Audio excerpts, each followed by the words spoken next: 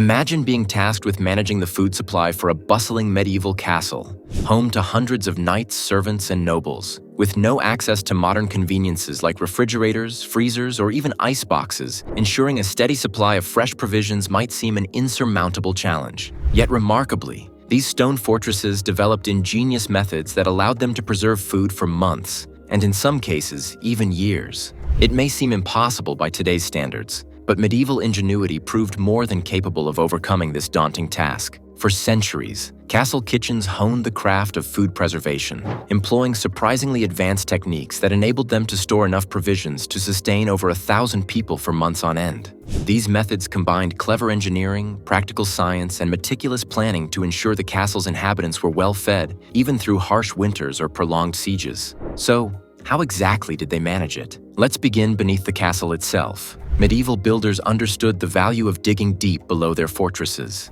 and in doing so, they created something remarkably effective: nature's very own refrigerator. These vast underground cellars maintained a consistent temperature of around 13 degrees Celsius, 55 degrees Fahrenheit, throughout the year, and the deeper they dug, the cooler it became.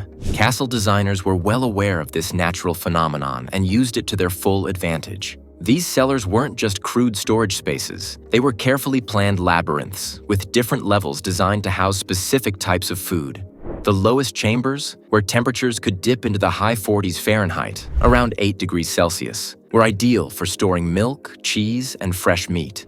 A few steps higher, you'd find the wine storage, and keeping the Lord's wine fresh was often considered just as important, if not more so, than preserving the meat. The upper levels housed more resilient goods like root vegetables, apples, and preserved foods. These underground mazes were so extensive that servants occasionally found themselves lost within them. In fact, it became common practice to mark the walls with chalk to ensure they could retrace their steps, a medieval version of breadcrumbs, if you will. One particularly unfortunate servant in Dover Castle famously went missing for 2 full days before he was finally discovered, fast asleep beside a wine barrel. When asked to explain himself, his excuse was simple: "I got lost, and the wine kept me warm."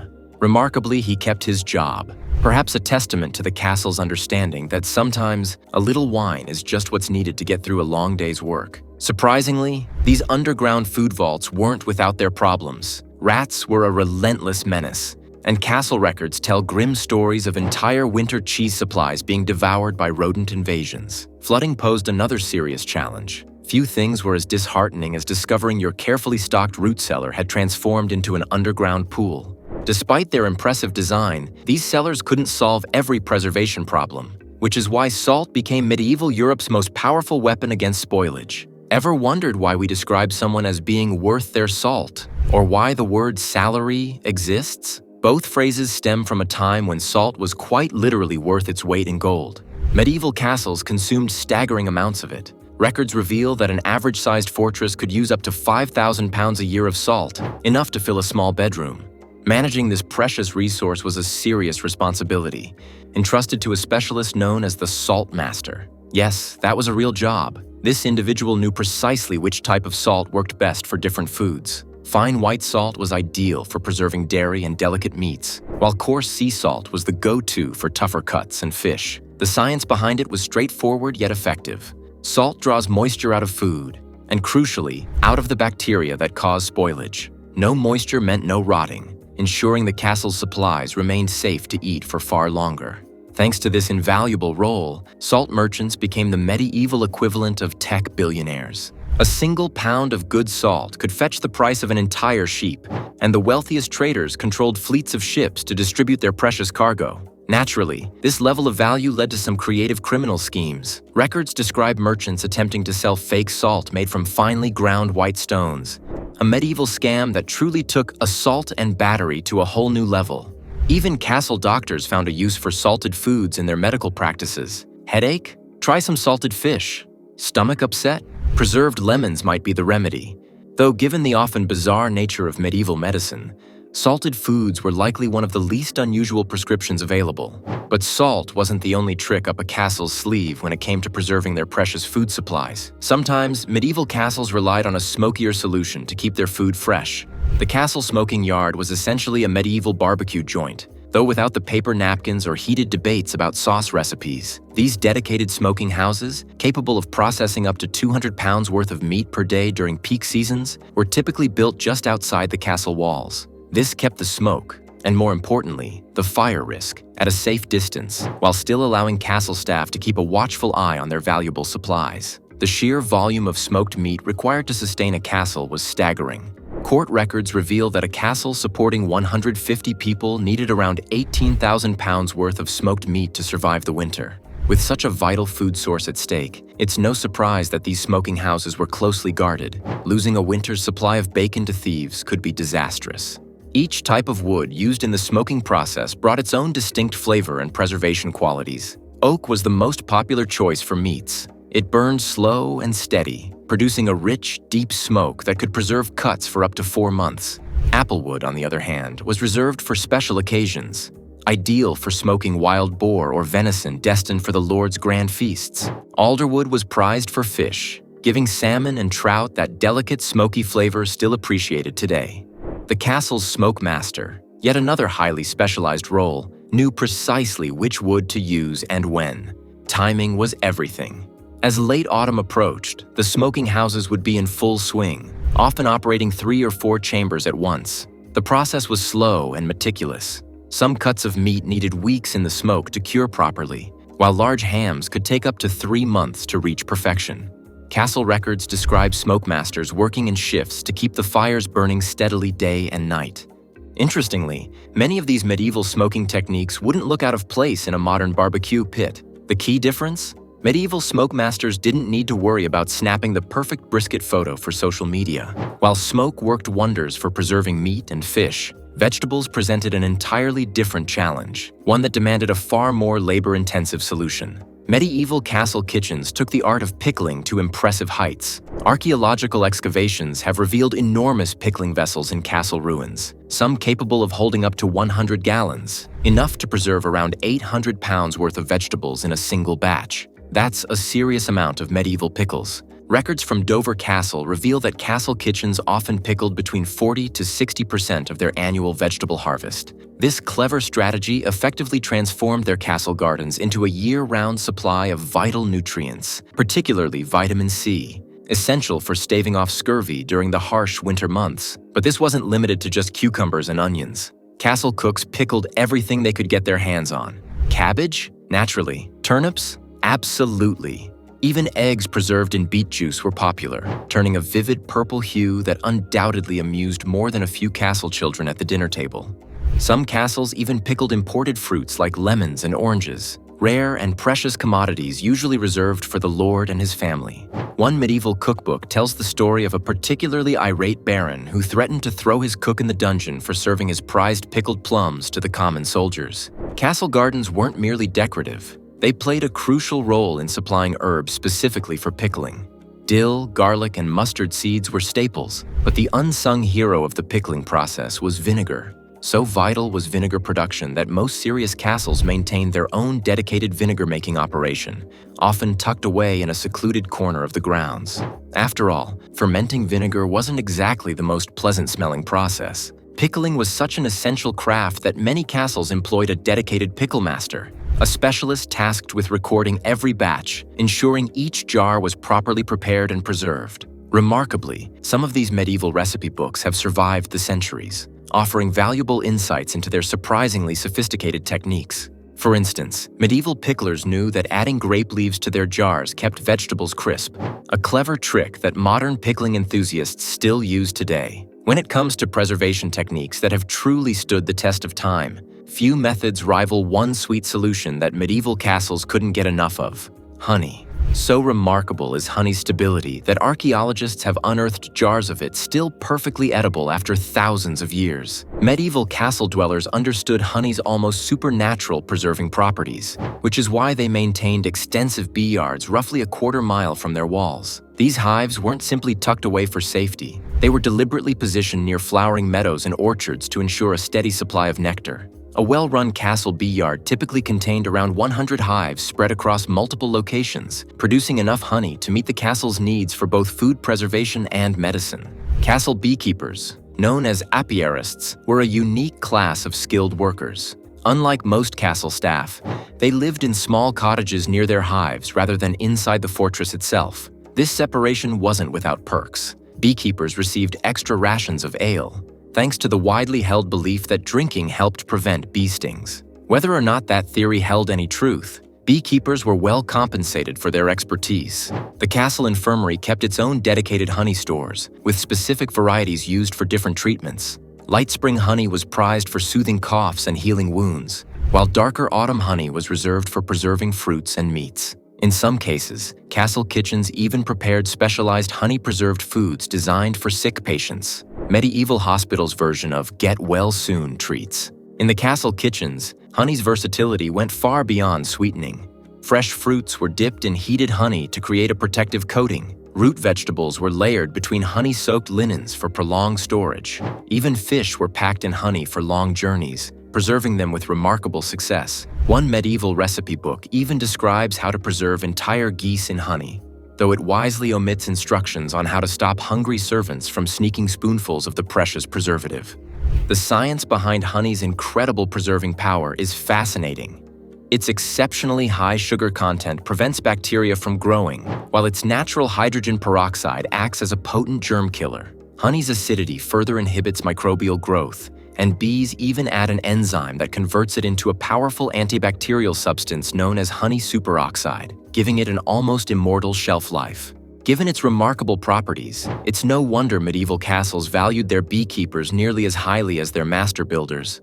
All this talk of builders naturally leads us to another vital element of medieval food preservation: the very architecture of the castle itself.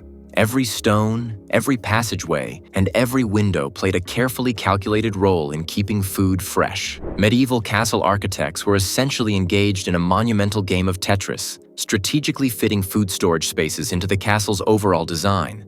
Every room was meticulously planned, from the massive grain silos, capable of holding 20,000 pounds worth of wheat, to the compact cheese caves that maintained the perfect level of humidity. Castle builders even devised mathematical formulas to calculate storage requirements based on population.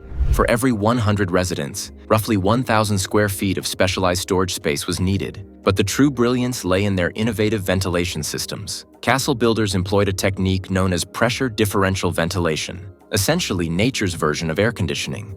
By constructing tall, narrow shafts that extended from the lowest cellars to the tallest towers, they harnessed the wind to create a vacuum effect. As air passed over the top of the shafts, it drew cooler air up from underground, maintaining a refreshing chill in storage rooms. One castle in Wales was so effective at this that servants reportedly spent their summers lingering in the storerooms to escape the heat. Pest control was also built directly into the castle's architecture. Builders incorporated special ledges and angled walls designed to make climbing difficult for rats and mice. In some cases, they even mixed pest-repelling herbs like mint or rue directly into the mortar during construction. Some castles went a step further, adding cat runs, narrow passages that only cats could navigate, allowing the castle's feline guardians to patrol between walls and keep vermin populations in check. The castle kitchen itself evolved over time, transforming from a simple room with a fire into a complex network of specialized spaces. The buttery was used to store drinks, not butter, while the pantry held bread and dry goods. Meanwhile, the spicery safeguarded costly spices, each room designed with its own unique ventilation and humidity controls. Some castles even maintained dedicated cheese rooms, with shelves tilted at just the right angle to allow whey to drain properly. One frustrated castle steward once complained in writing that the cheese room was located too close to the Lord's chambers. Apparently, some aged cheeses proved a little too pungent for noble noses. Yet no matter how ingenious the architecture, none of it would have mattered without the skilled staff to manage it all. The unsung heroes who ensured every crumb, cup, and cut of meat survived the long medieval winters. Enter the small army of workers who kept this vast food preservation system running like clockwork. Managing a medieval castle kitchen was akin to running a small city, with a strict hierarchy and carefully assigned roles. At the top stood the master cook, a figure of considerable authority responsible for overseeing the entire operation. Beneath him, roughly 50 workers kept the kitchens bustling, with around 15 of them dedicated solely to food preservation and storage. The importance of this role was reflected in their pay. Records from one castle reveal that their preservation master, a specialist cook responsible for ensuring supplies remained edible, earned the equivalent of 30 sheep per year. Not a bad wage for someone tasked with ensuring the Lord's dinner didn't turn into a stomach-churning disaster. Apprentices typically began their training at a young age, often starting at just 12 years old. But before they were allowed anywhere near a cooking pot, they first spent 2 years learning the fundamentals of food preservation. Their training included how to detect spoiled meat by scent alone, no doubt a memorable first-day lesson, as well as mastering food rotation systems, and perhaps most importantly, strategies for preventing overeager nobles from raiding the winter stores too soon. One surviving apprentice's diary offers a glimpse into the demands of this role, grumbling about being forced to memorize 200 different storage rules before being trusted with anything more significant than turnips. Inventory management was a vital part of kitchen operations, seamlessly integrated into the daily routine. Head cooks relied on a variety of methods to track supplies. Tally sticks, wooden rods marked with notches, recorded food quantities, while parchment records detailed the movement of key ingredients. Each type of food had its own tracking method. Wine barrels were marked with chalk, grain was measured using standardized scoops, and preserved meats were tagged with numbered markers to ensure nothing went unnoticed. Archaeological digs have even uncovered loaded dice near castle hearths, suggesting kitchen staff occasionally found time for a sneaky gamble during their breaks, alongside scratched recipe notes scrawled directly onto the kitchen walls. Yet no matter how well organized the system was, castle kitchens faced their greatest challenge when the seasons changed, a true test of the staff's skill, foresight, and resilience. Each season brought its own set of challenges for preserving food in a medieval castle. The year's preservation cycle began in spring, a frantic period where the last of the winter stores were pickled, smoked, or otherwise salvaged before they spoiled. This was a race against time, with castle kitchens working feverishly to ensure no valuable food went to waste. By early summer, the focus shifted to processing fresh herbs, which were gathered in abundance and hung in bundles from the kitchen rafters to dry. Summer also brought a steady stream of fresh fruits and vegetables, a preservation marathon in itself. Records from one castle reveal that during a particularly busy August week, the kitchen processed over 2,000 pounds worth of fresh produce. Autumn was the busiest season of all, a full-scale preservation blitz where the castle kitchen transformed into a production line of smoking, salting, and pickling. Different teams handled each task, working simultaneously to prepare the castle's supplies for the long winter ahead. Some castles even held preservation festivals, where the entire staff pitched in. While these gatherings were meant to boost productivity, records suggest they were just as much about drinking ale as they were about preparing food. One document amusingly describes a cook who accidentally pickled his keys after overindulging during one particularly lively festival. Winter presented its own unique pressures. The castle's master cook faced the delicate challenge of rationing supplies carefully to ensure they lasted until spring. Misjudging portions could have serious consequences. Being too generous in December could mean hungry times by March. To manage this, winter was divided into 3 distinct phases. Early winter, known as the fresh stores period, relied on the newest preserved foods, when supplies were still in relatively good condition. As winter deepened, the castle shifted to deep stores, relying heavily on longer-lasting foods like salted meat and aged cheeses. By late winter, known grimly as the scraping by phase, meals became far more creative, pieced together from whatever remained. Weather watching played a crucial role in this seasonal planning. Castle staff developed detailed methods for predicting conditions, closely observing cloud patterns and animal behavior for signs of what lay ahead. One cook even recorded that he could predict a harsh winter if the mice began hoarding extra food before the first frost, a reminder that even the smallest creatures had their own survival instincts. Despite the best planning and preparation, however, things didn't always go to plan. A sudden freeze, unexpected spoilage, or misplaced supplies could turn even the best organized castle kitchen into a scene of chaos, where survival often depended on quick thinking, resourcefulness, and a touch of luck. The famous siege of Dover Castle in 1216 put the castle's food preservation system to its greatest test. For over 3 months, the defenders relied heavily on their stored food supplies to survive. But endurance wasn't just a matter of stockpiling enough provisions. It was about keeping what they had edible. When the castle's main cellar flooded during the siege, the kitchen staff had to scramble to move tons of preserved food to higher ground. Remarkably, they managed the entire operation in a single night, though one unfortunate cook was accidentally locked in a storage room for 6 hours during the chaotic rush.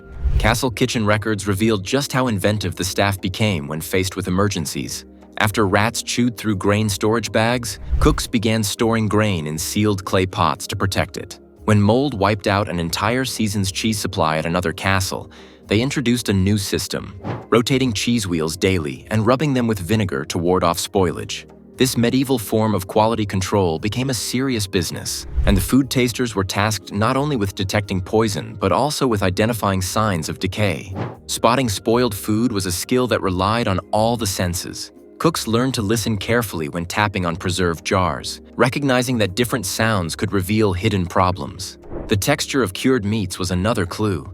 If they felt too soft, it signaled trouble. Even the color of pickled vegetables was a warning sign. One cook's manual famously advised that if your pickled eggs turned green, it was best to feed them to your enemy. At least they kept a sense of humor when it came to food safety.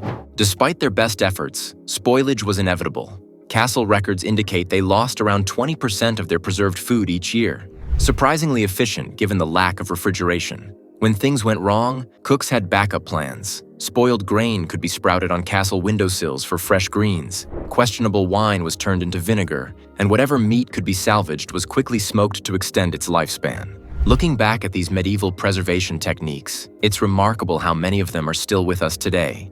Those smoky notes in your premium ham? You can thank a medieval smoke master. The tang of artisanal pickles from your local farmer's market? They're using methods that castle cooks would have recognized. Even your grandmother's secret trick for keeping vegetables crisp may well have its roots in medieval ingenuity. These techniques weren't just about survival. They created rich, distinctive flavors that we still crave centuries later. Thanks for watching, and if you enjoyed this glimpse into the world of medieval food, be sure to like, subscribe, and join us next time as we uncover more fascinating stories from history's forgotten kitchens.